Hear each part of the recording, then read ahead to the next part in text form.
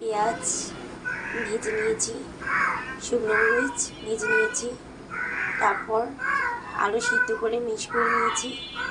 এখন আলু ভর্তা করে নিয়েছি। একটি ডিম নিয়ে নিয়েছি, পরিমাণ মতো লবণ দিয়ে দিব। গোল গোল ননস্টিক প্যান নিয়ে নিয়েছি, তেল গরম করে নিব।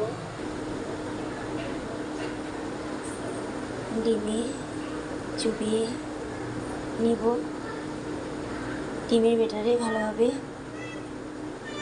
চুবিয়ে এক এক করে ডিমের ব্যাটারে ডুবিয়ে ডুবো তেলে ভেজে নেব। এক এক করে তুলতে দিব।